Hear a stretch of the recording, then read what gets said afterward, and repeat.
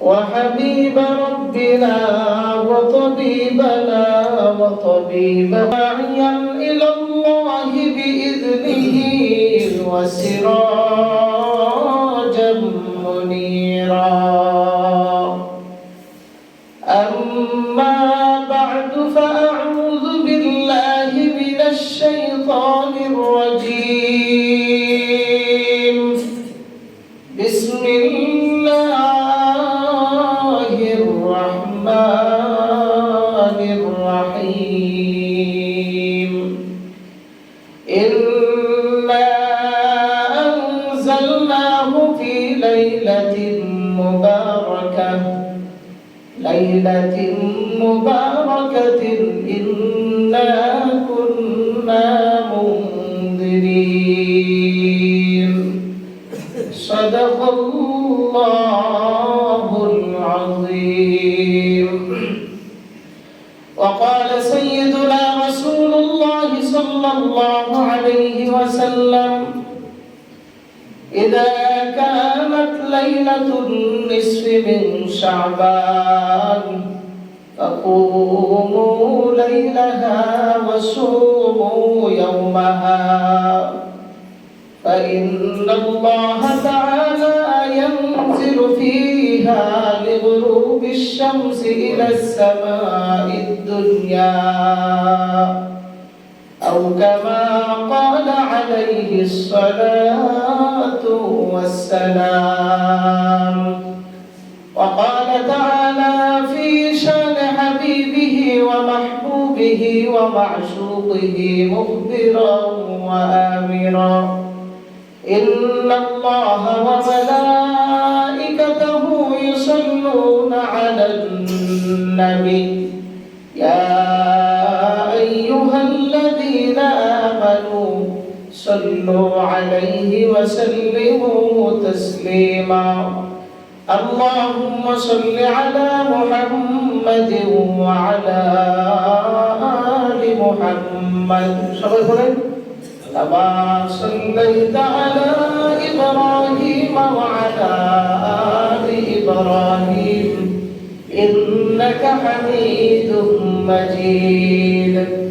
اللهم بارك على محمد وعلى آل محمد كما باركت على إبراهيم وعلى آل إبراهيم إنك حميد مجيد. اللهم صل على روح محمد في الأرواح، وعلى جسد محمد في الأجساد، وعلى قلب محمد في القلوب، وعلى قبر محمد في القبور. سبحانك لا علم لنا إلا ما علمتنا إنك أنت العليم الحكيم.